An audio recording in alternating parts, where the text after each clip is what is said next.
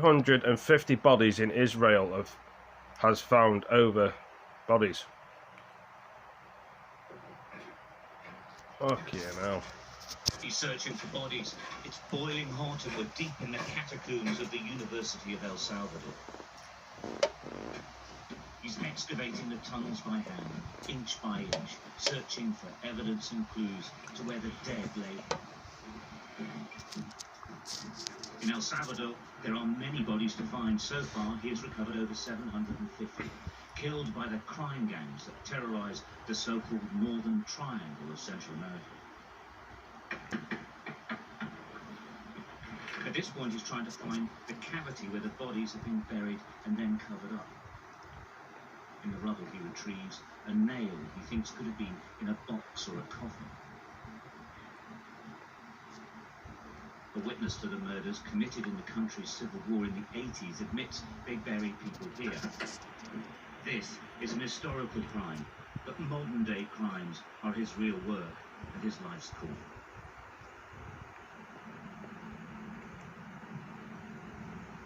With a continuous army and police guard, he scours the hills around the country's capital, San Salvador. Aquí encontramos 5 cuerpos y una mujer acá. The gangs dispose of their victims out here. This is the killing field of the MS-13 gang. 31 people have been executed here. He's found 21. The murders were all brutal. Aquí encontramos el cuerpo de una mujer. One body of the woman. Yeah. And the woman, how was she killed? She had the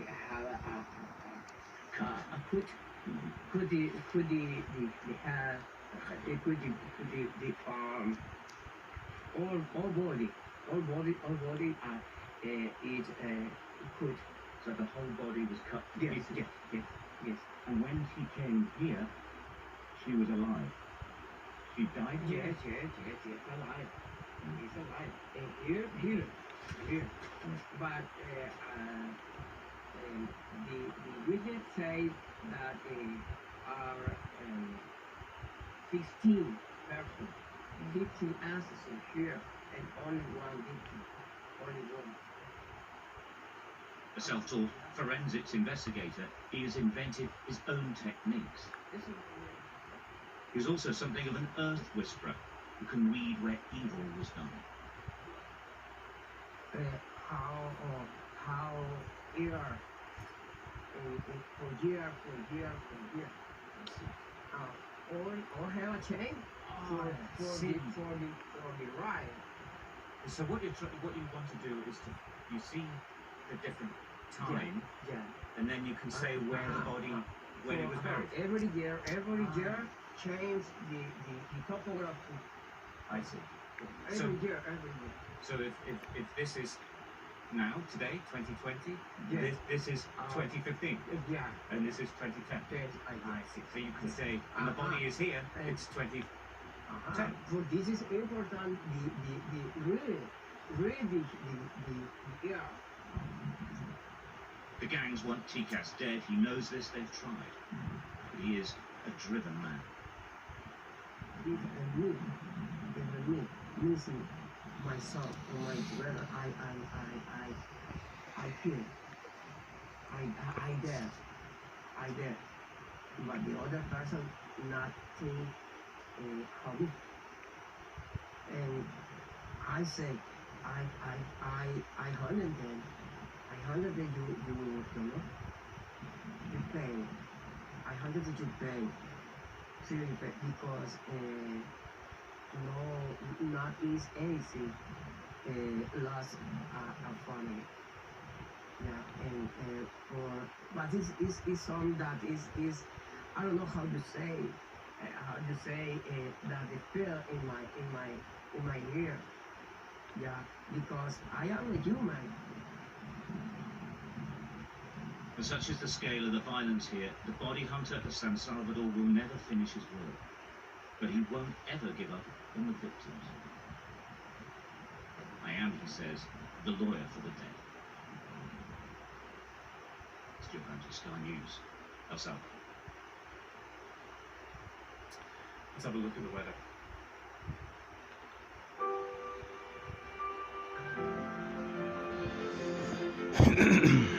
The weather, sponsored by Qatar Airways. Showers in the north tomorrow and more general rain moving across the south. For all of that, southern Britain mostly dry this evening, but there will be outbreaks of rain for northern England and Wales, and scattering of showers elsewhere. Wales and northern England will see more rain overnight, and the southwest will turn wet later on, but northernmost counties should dry up by the morning. Southeast and central England staying dry. Elsewhere, most places can expect some showers.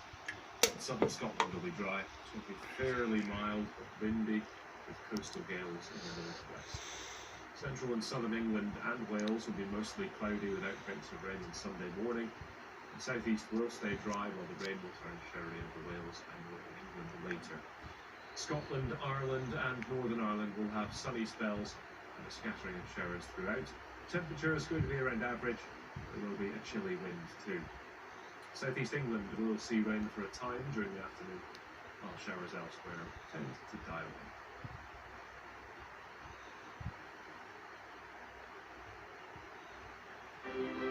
The weather, sponsored by Qatar Airways. Do stay with us here on Sky News. Coming up next, we'll bring you plenty more reaction on the coronavirus pandemic that we're hearing has now claimed 21 lives in the UK, 1,140 cases now confirmed in Britain, and most recently in the last few minutes we're hearing that the death toll in Spain has jumped from 120 yesterday to 190. So we'll bring you reaction and all the latest from the UK, Spain and around the world as this virus spreads.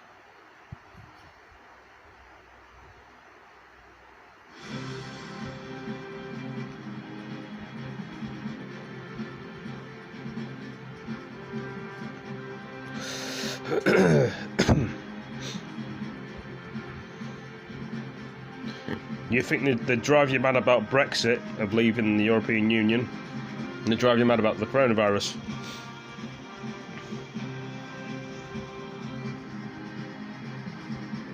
Because the UK used to be a part of the European Union, like Spain, Italy, France, Germany. But they decided to leave a long time ago. But this is the coronavirus we're talking about now. So.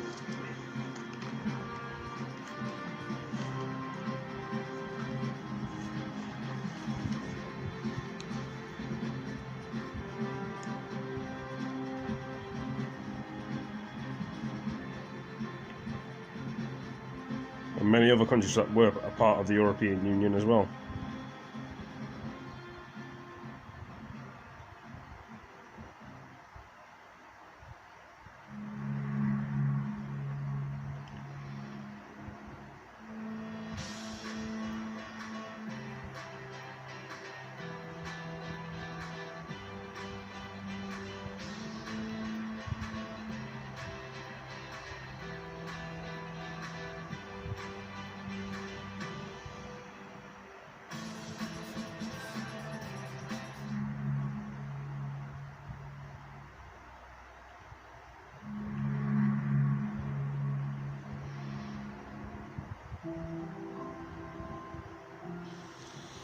I'll tell you what, these adverts on here, here's my headphones, but these adverts on the TV are so annoying. After adverts after adverts, that's all you ever see. These bloody adverts all the time. Some people probably like the adverts, but to me it's kind of boring.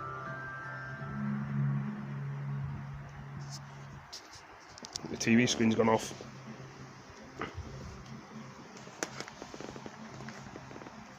It's another thing that pisses me off about the TV, it decides to switch off.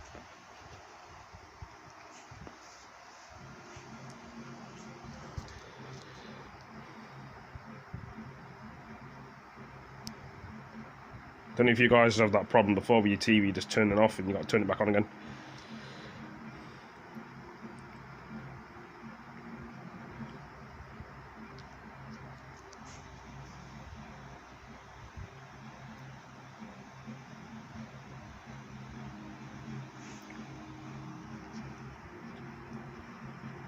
Saturday.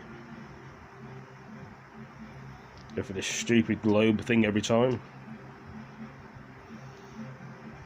I don't watch the news all the time because it's boring, so if there's something interesting on the news, then I'll put it on my... make a video of it, put it onto YouTube or something.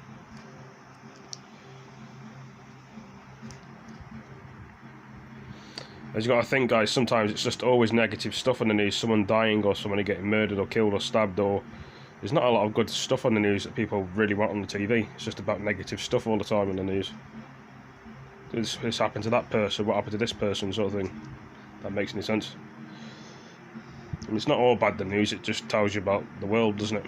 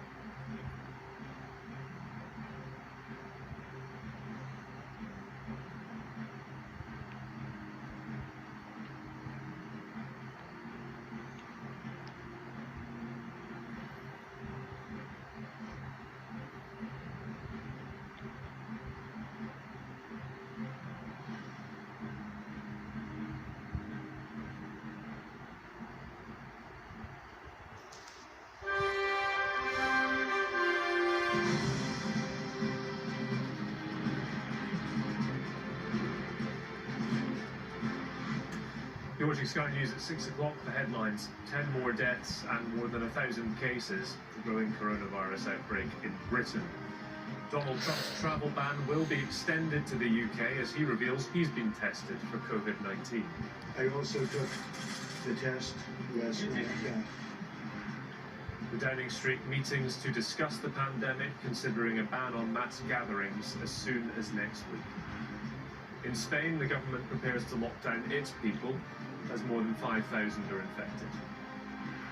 And in need of charity, the impact of the virus on fundraising, sponsorship and charity shops.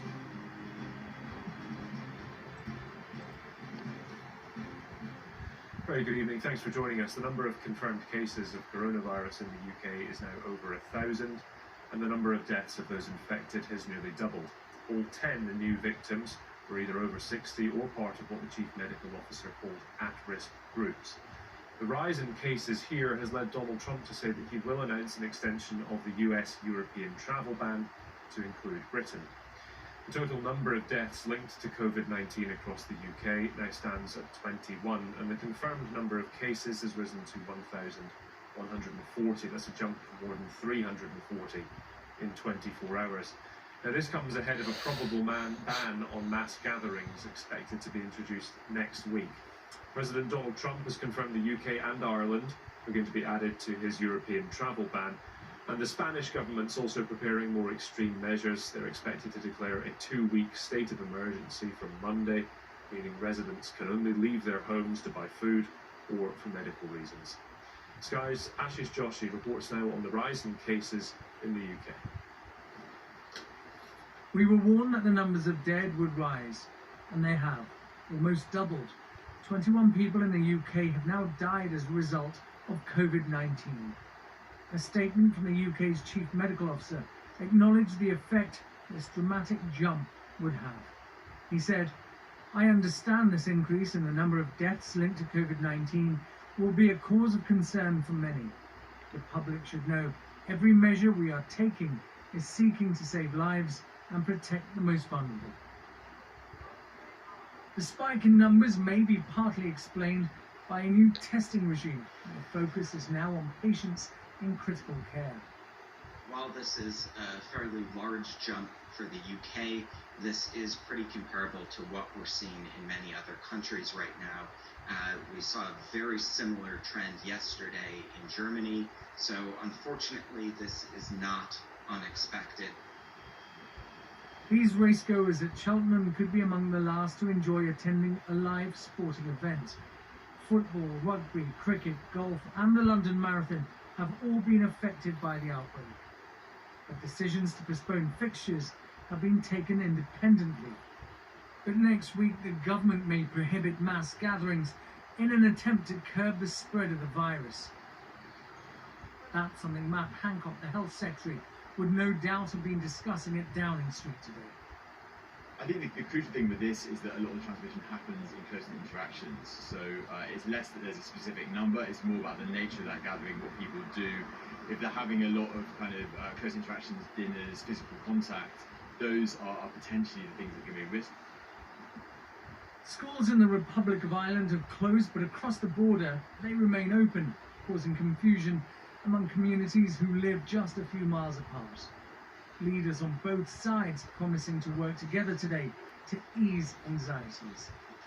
COVID-19 knows no borders, knows no nationality, so we have to work together here on the island of Ireland, also across the European Union and internationally as well, and we're going to do that. There is very good cooperation already between the Chief Medical Officers, both North and South, the Departments of Health and also the Government and the Executive. The situation is changing all the time and there are few certainties, except perhaps one. It will get worse before it can get any better. Ashish Joshi, Sky News. Donald Trump said tonight that America is extending its travel ban to cover Britain and Ireland. The US President said yesterday he was considering the move because of a precipitous rise in cases here. He's also revealed that he is being tested for COVID-19. We can get the latest from our US correspondent in LA, Greg Milam. Greg, anything else apart? I mean, we're expecting the travel ban extension, but was there anything else new we learned in that news conference earlier? Not a great deal from the president. He mentioned that he says he's been tested, which is perhaps symptomatic of some of the issues of messaging from this White House, because 12 hours before he said that, the White House physician said that he didn't need to be tested because he'd had low-risk interaction with people who later tested positive, wasn't showing any symptoms, and yet the president says he has been tested and is awaiting those results. For all the other Americans who'd like to get tested, I think things are looking a bit more positive, indications that is now being ramped up, that in the days to come there will be more tests available, some of those drive-through centres. Of course, with that will come bigger numbers, we expect, and a more sobering view of how this is likely to develop in the US. We did have that confirmation of the UK and Ireland will join that travel ban. There was some surprise in the first place when the ban was put in place that it didn't include the UK and Ireland. The president then said that the cases in the UK were low. He said he'd seen a little bit of activity, which is why there's been this change in the policy now, and it will take effect from 4 a.m. UK time on Tuesday morning, so midnight on the East Coast in the US, taking in all of those who are in Europe, not including US nationals, legal permanent residents here. They will still be able to return to the US. That increase in testing, I think, is welcome. The president also talked about this Families First bill, which passed the first hurdle in Congress last night. The House passed it, which will clear the way for sick pay and family leave, free testing for those who don't have health care, which of course is millions of people here in the US. It still has to be voted on by the Senate, who are taking a weekend off. They won't look at it until Monday. The president will then sign it. That again is a sign of some that will bring some relief. But the head of infectious diseases in the US, Tony Fauci, said at the news briefing at the White House today that we've not reached our peak yet. And I think that is the message from the White House. There is a long way to go in dealing with this outbreak, and a lot more inconvenience for American people, as well as all of those affected by the virus. Okay, Greg, thanks for that. A reminder, by the way, at 1:30 this hour, we're going to be holding a Q&A session with our panel of experts. We'll focus on more medical advice you should follow, how consumers and travel are affected as well. If you do have any questions, send them in at Sky News on Twitter and use the hashtag @SkyNews. Meanwhile, the Spanish government's tonight considering an Italian-style lockdown of the country to try to slow the spread of the virus. Aeroplanes on their way from Britain to Spain turned back as at least one airline and the travel agency TUI stopped flights to the country. They're set to enter a 2-week state of emergency from Monday. A draft decree says residents will only be able to leave their homes to buy food or for medical reasons or emergencies. The government's trying to stem the spread of the virus, which has killed 190 people and infected more than 6,250, with the number of cases increasing by more than 2,000 in just the past 24 hours. Sky's Europe correspondent Adam Parsons reports for us on the upcoming Spanish lockdown. This is the heart of Barcelona, one of Europe's most vibrant cities. It should be buzzing on a weekend. Instead, it's almost deserted. The speed with which coronavirus is sweeping through Spain is ferocious. These empty streets are testament to a nation that is moving from anxiety to fear. Shops, restaurants and bars all closed. A state of emergency is coming into force, and now Spain is preparing to go into lockdown. If all those who live in a house do not isolate themselves, it is useless, because then one enters, the other leaves, and even if there are people inside the house, if they constantly go in and out, it is useless. And here's how suddenly things can change. A series of Jet 2 flights that were bound for Spain instead returning to Britain due to safety concerns. The company has now cancelled all flights to Spain with immediate effect. We found out from Sky News this morning that the flights coming in to Gran Canaria had been returned mid-air, and so we were a bit concerned, but we decided still to go to the airport and found our flight wasn't cancelled out, that they were flying empty planes in to take us home. Just relieved really that we're getting home. I can't imagine it, having to stay in a hotel for 2 weeks and not go out. Like Italy before, a lockdown seems inevitable here, even though it will harm an economy that leans heavily on tourism. Our season went from being absolutely fine, quite optimistic even, certainly after last year with the whole Brexit deal, to this suddenly within 24 hours, complete meltdown. We've had, 80, 90 emails this week, just people cancelling. Coronavirus is spreading throughout Europe. No country's been left untouched. Northern Italy has been devastated, but Spain, where cases of the virus are rising so fast, may yet become the continent's greatest challenge. Adam Parsons, Sky News. The World Health Organization said yesterday Europe is now the epicenter of the pandemic, and nowhere on the continent is struggling more than Italy. There are now over 20,000 confirmed cases in that country, with over 1,400 deaths from COVID-19 reported. Sky's Sally Lockwood has more on the Italy crisis. Even airports are now closed. Many airlines no longer flying to one of the world's most popular countries. An Italian woman sending us her update as she rushed to fly from Venice to London. I managed to get on the last flight of Ryanair. I tried to leave Venice this morning by train via Switzerland, but I was kicked out of the train. She didn't want us to name her, but wanted to share her story, explaining she was allowed to leave during the lockdown because she's registered a UK resident. But on arrival in London, she received no checks, no questions, and isn't in quarantine. Ciao. Hi. Marco. Yes. Ah, piacere. Can I shake hand? Italy has emptied of its international visitors. At full capacity, Marco Coppola's hostel sleeps 450 people. In the last few days, it's dropped to 17. But he feels he has a duty to stay open. In the last week, since America was about announcing the ban, a lot of people just already left. Even during the war, hotels and hostels kept open, So we see ourselves as sort of like a island of help for people that need help. But I think the difference between now and World War II that at the time you can see your enemy, this time you can't. As European countries seek to protect their citizens from the spread of COVID-19, borders are closing. Italy's north now largely shut. The president of Bolzano province, an entry point to Italy from Austria, warns this isn't the answer and it won't work. It's kind of depressing because it was the same when we had the migration crisis. Everybody is running to the border and wants to close the borders in Europe. This is not a national issue, it's just an issue for the humanity, for mankind. But Italy's drastic lockdown is a warning shot to other countries. Act too slow and an outbreak can claim nearly 1,500 lives in just 22 days.